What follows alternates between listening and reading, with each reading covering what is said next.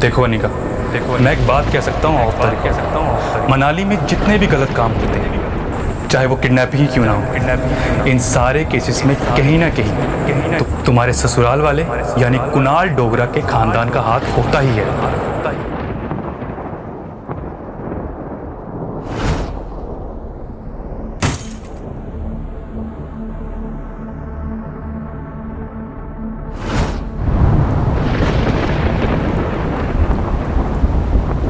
I'm ready.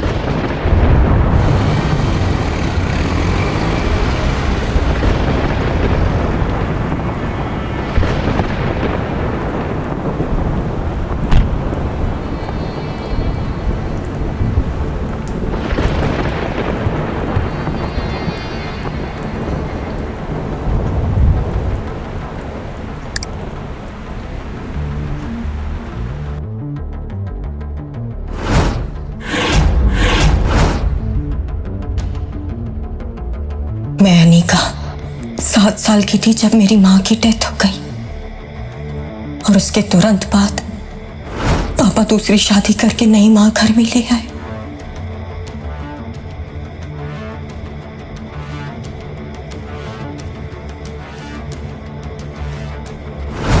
मेरी नई माँ और सौतेली बहन मेरे साथ बुरा बर्ताव करती। मैं बहुत खूबसूरत थी।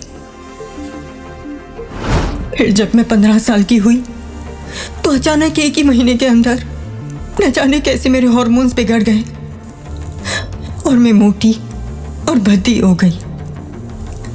मेरा वजन 120 किलो का हो गया था। बाद में मुझे पता चला कि मेरी माँ ने धोखे से मुझे ऐसी दवाई खिला दी जिसकी वजह से मेरे हार्मोन्स बिगड़ गए और मैं मोटी हो गई। हर कोई मेरा मजाक उड़ाता था और कोई भी लड़का मेरे पास नहीं आना चाहता था। मैं इतनी डिप्रेस थी कि फिर एक दिन मेरे लिए एक रिश्ता आया। कुणाल डोगरा, शहर का सबसे हैंडसम और रिच बिजनेसमैन। मुझे समझ नहीं आ रहा था कि इतना हैंडसम लड़का मुझसे शादी क्यों करना चाहता है। मुझे लगा कि शायद अब सब ठीक हो जाएगा, लेकिन शादी के बाद जो हुआ वो मैंने सपने में भी नहीं सोचा था। शादी के फेरे खत्म होते ही मेरे पति कुणाल दिल्ली चले गए।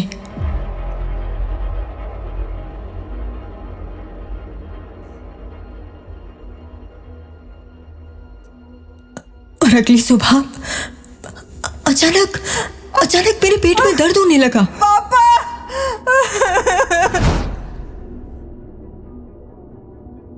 और ये कोई बीमारी नहीं बल्कि एक ऐसी अनहोनी की शुरुआत थी जो मेरे लिए आज तक रहस्य बना हुआ है। क्योंकि जब मैं डॉक्टर के पास गई तो डॉक्टर ने कहा You are 4 months pregnant और इसलिए अब अबॉर्शन पॉसिबल नहीं। पर ये कैसे हो सकता है? मुझे तो किसी लड़के ने छुआ तक नहीं था। फिर मैं प्रेग्नेंट कैसे हो सकती थी? पर मेरी बात पे किसी ने यकीन नहीं किया और दुनिया ने मुझ पर चरित्रहीन होने का लेबल लगा दिया। यहाँ तक कि मेरे अपने पापा ने भी मेरा यकीन नहीं किया। पर जब उन्होंने सीसीटीवी फुटेज देखा तो उनके पैरों तले की जमीन खिसक गई। इसका मतलब वो सच कह रही है। 5 महीने से कोई लड़का घर पे नहीं आया है और वो भी घर से बाहर नहीं गई है। तो फिर ये प्रेगनेंसी? मेरी प्रेगनेंसी अब मेरे पापा के लिए भी गहरा राज बनती जा रही थी। देखते ही देखते कई महीने बीत गए और मैंने 2 फूल जैसे जुड़वा बच्चों को जन्म दिया। इनमें से एक लड़का था और एक लड़की। उन बच्चों को देखकर मैं अपने सारे गम भूल गई। अचानक एक नकाबपोश आदमी ने उन दोनों बच्चों को मुझसे छीनने की कोशिश की। मैं उस वक्त कमजोर थी, इसीलिए पूरी कोशिश के बावजूद उस आदमी का सामना नहीं कर पाई। मैंने अपनी बेटी को तो उस नकाबपोश से बचा लिया, पर वो नकाबपोश मेरे बेटे को छीनने में कामयाब हो गया।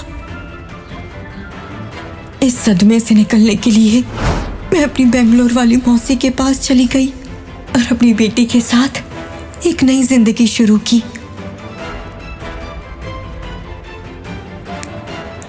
देखते ही देखते 6 साल बीत गए।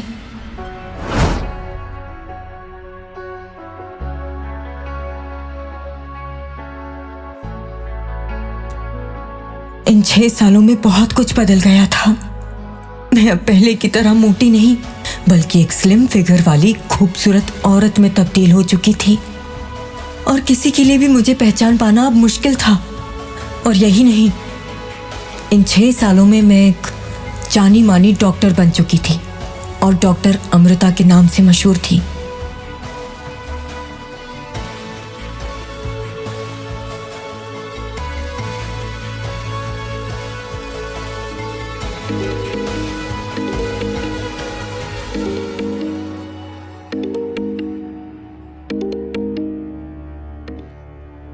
अनिका, तुम्हें अर्जेंटली मनाली आना होगा। यहाँ तुम्हें 2 पेपर साइन करने हैं, एक डिवोर्स पेपर और दूसरा वो। खैर, तुम जल्दी घर आ जाओ, मैं तुम्हें सब बताता हूँ। कुणाल तुम्हें लेने के लिए एयरपोर्ट चला जाएगा।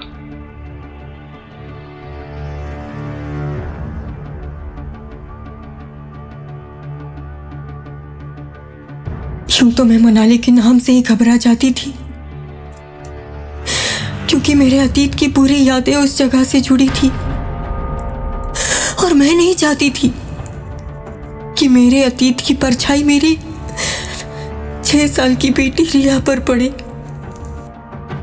पर मैंने फैसला किया कि मैं अपने डर का सामना करूंगी। कब तक अपने अतीत से भागती रहेगी अनिका? यही मौका है अपने अधूरे काम को पूरा करने का, जो तू 6 साल पहले नहीं कर पाई थी। अपने खोए हुए बच्चे को ढूंढना ही होगा। ये सोच के अनिका ने अपना सामान पैक किया और अपनी बेटी रिया के साथ मनाली की फ्लाइट में बैठ गई।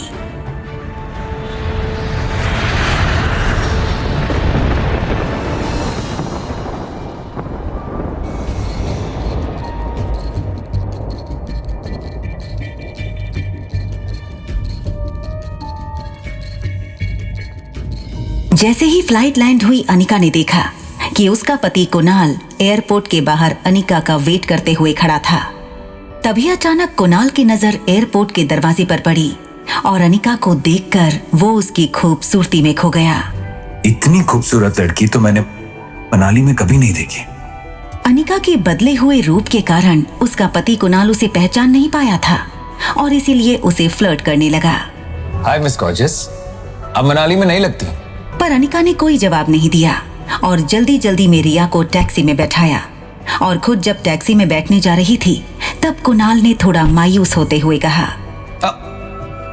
वैसे आपको मनाली में किसी भी चीज की जरूरत तो बस एक ही नाम याद रखिएगा, कुणाल डोगर। किसी से भी पूछेंगे सीधा घर पे छोड़ के जाएगा। पर अनिका बिना कुछ कहे ही वहां से निकल गई।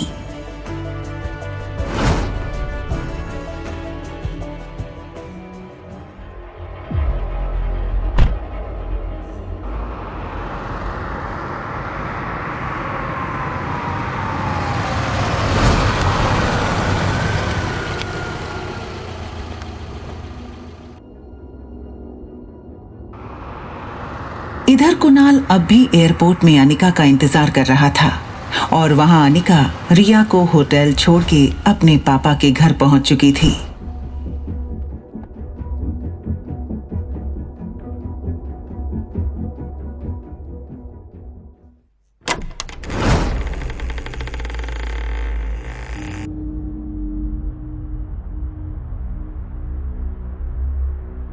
अरे बेटा, तुम आ गई?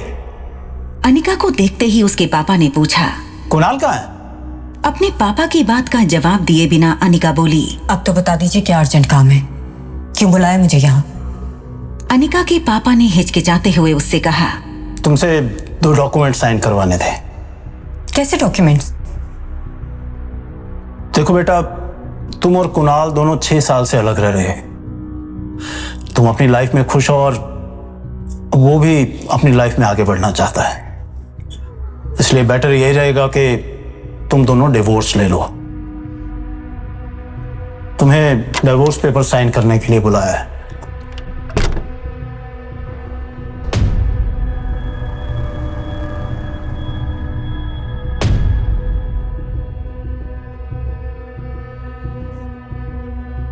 ये सुन अनिका ने कहा, मैं तैयार हूं, बताइए कहां साइन करना है। अनिका के पापा ने उसकी तरफ एक डॉक्यूमेंट बढ़ाया और अनिका ने बिना किसी सवाल जवाब के उन पे अपना सिग्नेचर कर दिया और फिर बोली, वैसे पापा, कुणाल के दादाजी तो इस डिवोर्स के खिलाफ थे, तो क्या वो मान गए? मुझे लगता है तुमने ध्यान से सुना नहीं। मैंने कहा था 2 डॉक्यूमेंट साइन करने हैं, एक तो डिवोर्स पेपर और दूसरा जो कुणाल के दादाजी चाहते हैं। ये कहकर अनिका के पापा ने एक और डॉक्यूमेंट अनिका की तरफ बढ़ा दिया। अनिका ने एक एक करके उस डॉक्यूमेंट के पन्ने को पढ़ना शुरू किया तो उसके पैरों तले जमीन खिसक गई और गुस्से से उबलती हुई अपने पापा से बोली, एक बाप होके अपनी बेटी को इन पेपर्स पे साइन करने के लिए कह रहे? कुणाल के दादाजी ने इतनी घटिया शर्त रखी और आप मान गए? इतना कह के अनिका गुस्से में वहां से निकल गई।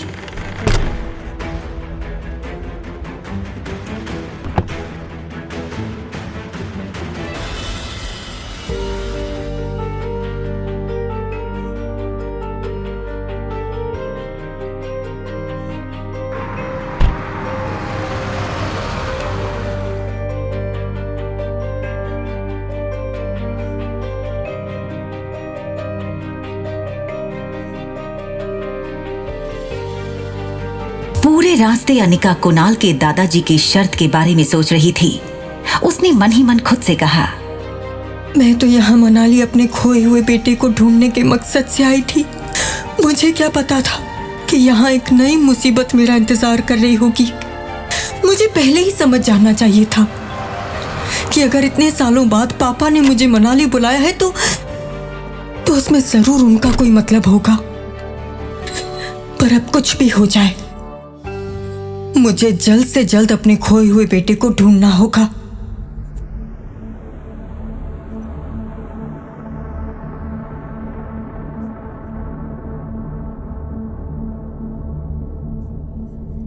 तभी अनिका को कुछ याद आया और उसने एक नंबर डायल किया। ये नंबर उसके क्लासमेट पंकज का था, जो मनाली पुलिस में सब इंस्पेक्टर है। हेलो। अनिका ने पंकज को अपनी कहानी बताई कि कैसे एक आदमी ने डिलीवरी के तुरंत बाद हॉस्पिटल से उसका बच्चा चुराया था। और फिर आखिर में अनिका बोली, पंकज, प्लीज मेरी मदद करो। कोई तो रास्ता होगा जिससे मैं अपने बच्चे तक पहुंच पाऊं। पंकज पहले से इस केस से वाकिफ था, इसलिए अनिका की पूरी बात सुनने के बाद पंकज ने कहा, अनिका, ऐसा कोई भी सबूत नहीं है जिसे ये पता चले कि तुम्हारे जुड़वा बच्चे थे। सो आई एम सॉरी। अनिका का दिल बैठ सा गया। उसके बेटे तक पहुंचने की उसकी उम्मीदें कम होती नजर आ रही थीं। पर तभी पंकज बोला, देखो अनिका, मैं एक बात कह सकता हूँ ऑफ द रिकॉर्ड। मनाली में जितने भी गलत काम होते हैं, चाहे वो किडनैपिंग ही क्यों ना हो, इन सारे केसेस में कहीं ना कहीं तुम्हारे ससुराल वाले यानी कुणाल डोगरा के खानदान का हाथ होता ही है। पंकज के फोन रखने के बाद अनिका गहरी सोच में डूब गई। वो यही सोच रही थी कि भला कुणाल से ये इंफॉर्मेशन कैसे निकलवाई जाए। ये सब सोचते सोचते अनिका अपने होटल की लॉबी तक पहुंच गई। वहां होटल की लॉबी में कुणाल सुबह से उसके इंतजार में बैठा था।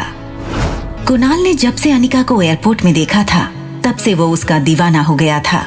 वो अनिका का नाम तो नहीं जानता था, पर उसे ये इंफॉर्मेशन मिल गई थी कि अनिका इसी होटल में ठहरी हुई है। इसीलिए वो अनिका से मिलने यहाँ पहुंचा।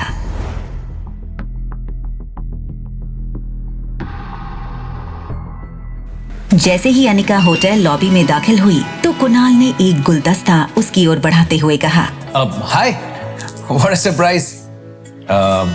मैं तो यहाँ किसी और से मिलने आया था, लेकिन किसे पता था कि आप मुझे यहाँ मिल जाएंगे।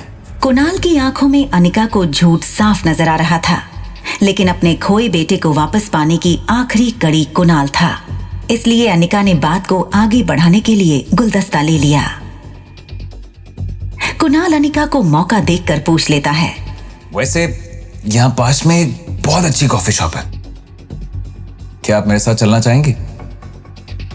अनिका ने बिना देर किए हाँ कर दी। कमाल है ना, हम 2 दिन से रोज मिल रहे हैं, लेकिन हम एक दूसरे का नाम तक नहीं जानते। My name is Kunal Dogra. आपका नाम? हाय, रागिनी।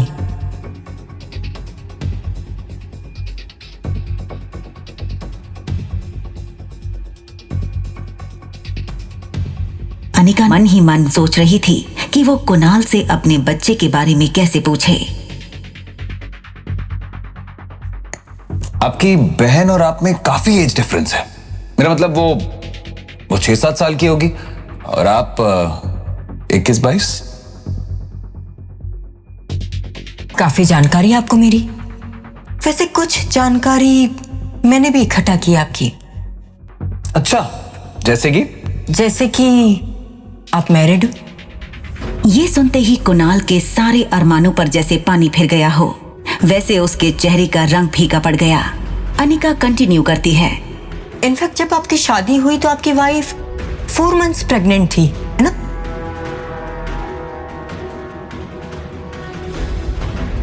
रागिनी, तुम्हें ये सब कैसे पता है? आप ही ने तो कहा कि कुणाल डोगरा मनाली में किसी से भी पूछ लो, वो आपके घर तक छोड़ देगा। मैंने उस लड़की के साथ 2 मिनट भी नहीं गुजारे। शादी के फेरे खत्म होते ही मैं दिल्ली चला गया था और जब मैं वापस आया तो उसकी डिलीवरी का वक्त हो गया था। उसने किसी लड़की को जन्म दिया और फिर अपनी मौसी के साथ बैंगलोर चली गई। बस इतना ही? और उसका बेटा कहाँ है? ये सुनकर कुणाल एकदम से सुन्न हो गया। उसकी आवाज जैसे उसके गले में अटक गई हो, वैसे अटक अटक कर वो बोला, नहीं। कौन बेटा? उसका बेटा। उस लड़की ने जुड़वा बच्चों को जन्म दिया था, तो कहाँ है उसका बेटा? कुणाल चौंका हुआ तो था ही, लेकिन साथ ही उसको हल्का सा शक हुआ कि रागिनी इस तरह अनिका के बारे में क्यों पूछ रही है। और तभी मानो जैसे अनिका ने कुणाल के एक्सप्रेशंस पढ़ लिए हों, वैसे वो तुरंत बात घुमाते हुए बोली,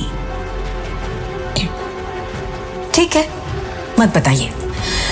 वैसे भी मैं ऐसे किसी इंसान के साथ दोस्ती नहीं करती जो बातें छुपाता हो।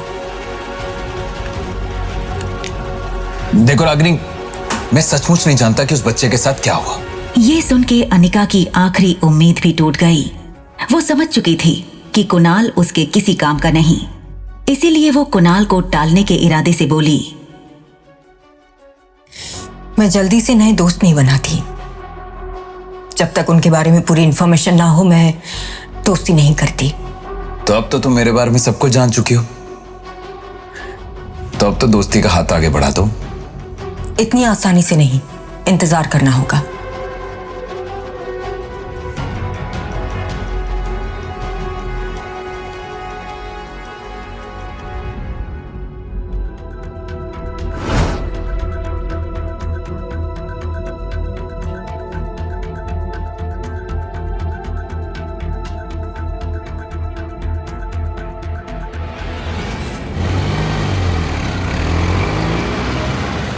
अगले दिन अनिका की सौतेली बहन कामिनी तेज कार चलाकर किसी का पीछा कर रही थी।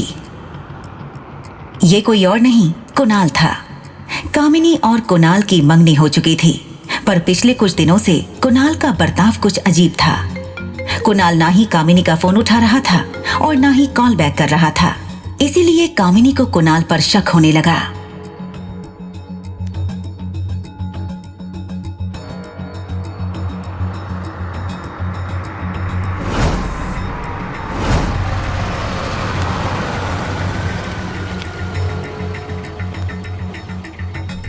कामिनी ने देखा कि कुणाल की गाड़ी होटल पैराडाइज के बाहर रुक गई और वो होटल के स्टाफ को इंस्ट्रक्शंस देने लगा। शाम 6 बजे से मेरे गेस्ट आने शुरू हो जाएंगे, लेकिन ध्यान रहे कोई भी कमी नहीं रहनी चाहिए। ये लो, और चाहिए तो और भी मिल जाएंगे। हॉल को अच्छे से सजाना, और आप बीच में मुझे एक स्पॉटलाइट चाहिए और एक फॉलो स्पॉट अपने पे। जैसे ही दरवाजा खोले वो मुझे फॉलो करेगी। दरवाजे के बाहर खड़ी कामिनी कुछ समझ नहीं पा रही थी कि कुणाल आखिर करना क्या चाहता था। तभी वहाँ होटल का एक सफाई स्टाफ वहाँ आया। उसने कामिनी को इस तरह खड़े देख हैरानी से पूछा, एक्सक्यूज मी मैम, आपको कुछ चाहिए? Nothing, thank you. ये देखो, इसका नाम रागिनी है और ये तुम्हारे ही होटल में रुकी। इसका रूम नंबर पता करो और ये एनवेलप उससे दे देना। होटल स्टाफ को इंस्ट्रक्शंस देकर कुणाल वहां से निकल गया। वो अपनी जेब से फोन निकालकर एक हाथ से ड्राइव करते हुए एक हाथ से मैसेज टाइप करने लगा। कुणाल ये मैसेज अपने नजदीकी दोस्तों को करने वाला था। वो चाहता था कि वो अपनी नई खूबसूरत दोस्त को अपने सारे फ्रेंड से इंट्रोड्यूस करवाए। गाड़ी चलाते हुए मैसेज भेजने वाले कुणाल को ये पता नहीं चला कि कब उसने गलती से ये मैसेज कामिनी को भी भेज दिया। ठीक शाम 6 बजे होटल पैराडाइज के बॉलरूम में पहुंच जाना। जैसे ही कामिनी ने ये मैसेज पढ़ा तो उसका चेहरा खिल गया। ये मैसेज पढ़कर कामिनी को लगा कि सारी प्लानिंग कुणाल ने इसलिए की थी ताकि आज शाम वो कामिनी को शादी के लिए प्रपोज कर सके। और उसने मन में सोचा, आज उस अनिका की बच्ची को बताती हूँ कि कामिनी क्या चीज है।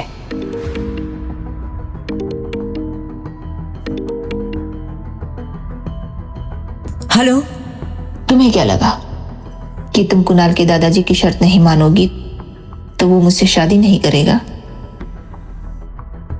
जरा सी सुंदर क्या दिखने लगी?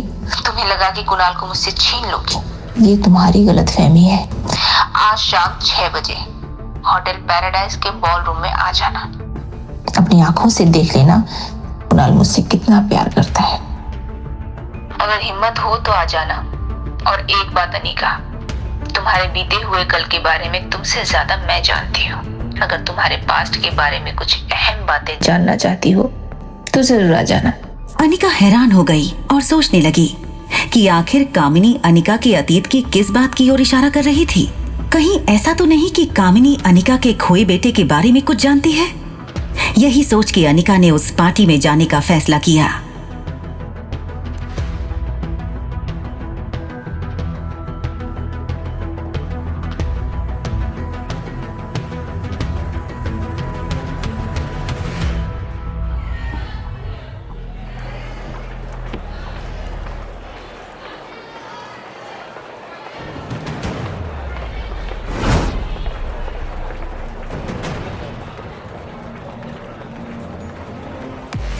तभी पार्टी में कामिनी की एंट्री हुई।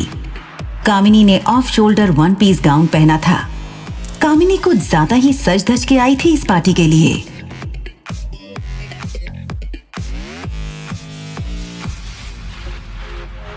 क्या बात है कामिनी, आज कुछ स्पेशल है क्या? अरे कोई हमें भी तो बताओ, आज की पार्टी किस वजह से? तुम कुछ अनाउंस कर रही हो क्या? ये सुनकर कामिनी के गाल लाल हो गए। वो चाहकर भी अपनी स्माइल नहीं छुपा सकती थी। थोड़ी देर रुक जाओ, सब कुछ पता चल जाएगा। तब तक के लिए पार्टी एंजॉय करो। कामिनी, तुम मेरे पास्ट के किस राज के बारे में बात कर रही थी? देखो, तुम्हें अगर मेरे बेटे के बारे में कुछ भी पता है तो प्लीज मुझे बता दो। कामिनी अनिका को घूरने लगी। अनिका की खूबसूरती कामिनी की आंखों में चुभने लगी थी। कुछ ही सेकंड्स में कामिनी को एहसास हो गया कि सादे लिबास में भी अनिका कामिनी से काफी ज्यादा खूबसूरत लग रही थी। कामिनी की जलन अचानक गुस्से में बदल गई। अरे अरे, इतनी भी क्या जल्दी है? अनिका दीदी, तुम्हारे अतीत का काला राज जरूर तुम्हारे सामने खोलूंगी, लेकिन उससे पहले पार्टी तो एंजॉय करो। कुणाल मुझे किस तरह प्रपोज करता है देखना नहीं चाहोगी? अच्छा सच बताना, कुणाल ने जो मेरे लिए सारा अरेंजमेंट करवाया है, इसे देख के तुम्हें जलन तो हो रही होगी। तुम्हें क्या लगा तुम्हारा ये बदला हुआ रूप देखकर कुणाल मुझसे रिश्ता तोड़ देगा? ये तुम्हारा वहम है। मेरा ऐसा कोई इंटेंशन नहीं है कामिनी। मैं सिर्फ अपने खोए हुए बच्चे को वापस पाना चाहती हूँ। अगर तुम्हें उसके बारे में कुछ भी पता है तो प्लीज मुझे बता दो। और कितना दाग लगाओगी परिवार पर? हाँ, बेशर्मी की भी कोई हद होती है। एक नाजायज बच्चे को लेकर घूम रही हो, दूसरे के बारे में पूछ रही हो, और यहाँ पर आके मेरे प्यार को छीनने की कोशिश कर रही हो। अनिका के चेहरे का रंग उड़ते देख कामिनी को मजा आने लगा था। जले पर नमक छिड़कते हुए कामिनी ने कहा, और सबसे इंपॉर्टेंट बात, छी, मुझे तो सौतेली बहन कहते हुए भी शर्म आ रही है। मुझे शर्म आ रही है, और तुम्हारी माँ ने जो मेरे साथ किया उसका क्या? अरे सौतेला व्यवहार तो तुम लोगों ने किया है मेरे साथ। देखो कामिनी, मैं यहाँ तुम्हारे साथ बहस नहीं करने आई। अगर तुम्हें मेरे बच्चे के बारे में कुछ भी पता है तो प्लीज मुझे बता दो, और अगर नहीं पता है तो मैं जा रही हूँ।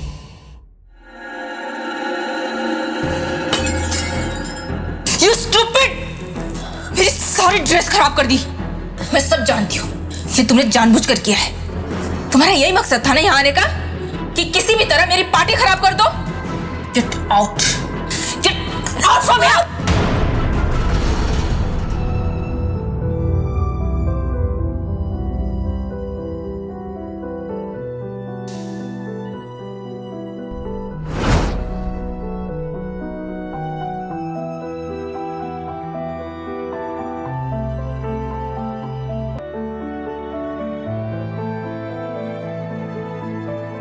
मेन डोर की फॉलो लाइट शुरू हुई।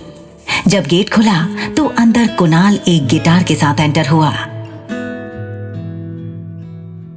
स्पॉटलाइट सिर्फ कुणाल पर थी।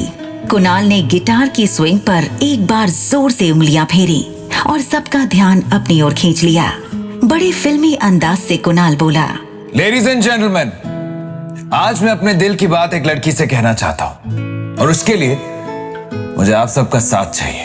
अबे कौन है वो लड़की, हमें भी तो बताओ। अरे भाई, जो भी कहना चाहते हो थोड़ा खुलकर कहो। एक काम करो, एक गाना गा दो। कुणाल की उंगलियां गिटार पर जादू बिखेर रही थीं। वो धुन बजाते हुए बिल्कुल धीरे धीरे अनिका की ओर बढ़ रहा था। अनिका ने पूरी शाम का मजा खराब कर दिया।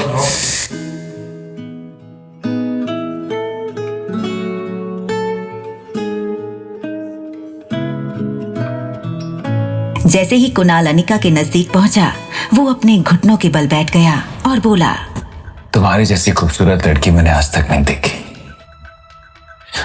तुम मेरी दोस्त बनोगी? अनिका को ये सब बहुत अजीब लगा। वो बस कमरे में यहाँ वहां देखने लगी। कामिनी को अभी जो भी हुआ उस पर विश्वास नहीं हो रहा था। कुणाल, तुम क्या कर रहे हो? तुम यहाँ क्या कर रही हो?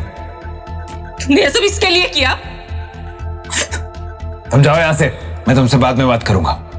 तुम ऐसा कैसे कर सकते हो मेरे साथ? तुमने इस बेशरम लड़की के लिए मेरा दिल तोड़ा।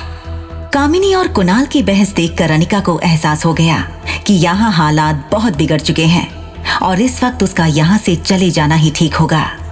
इसीलिए वो वहां से उठ के बाहर जाने लगी। ये देख कुणाल कामिनी पर भड़क गया। Shut up! बात करने के भी तमीज नहीं है। तुम्हारी वजह से रागिनी का दिल दुख गया और वो यहां से चली गई। सारी पार्टी खराब कर दी। रागिनी? ये कुणाल अनिका को रागिनी क्यों कह रहा था?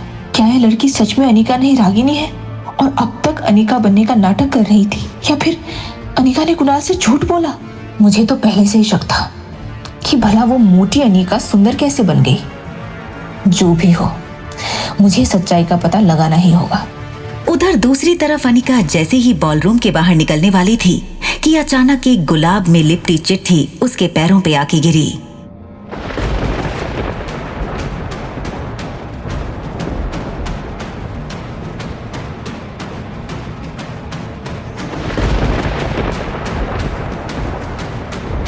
अनिका ने जैसे ही वो चिट्ठी खोली तो उसमें जो लिखा था उसे पढ़कर उसका गला सूख गया।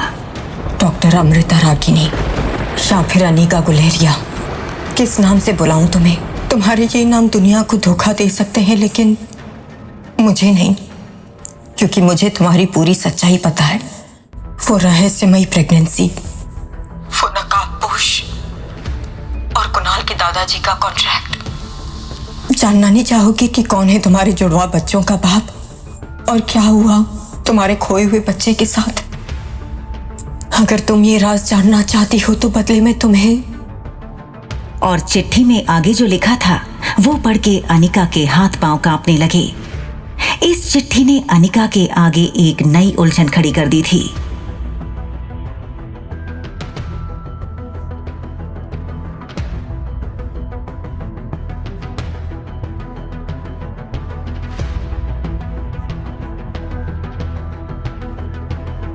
फिर कौन है ये शख्स जिसने ये चिट्ठी लिखी थी और उसे अनिका के अतीत के बारे में इतना सब कैसे पता है और वो अनिका से क्या चाहता है?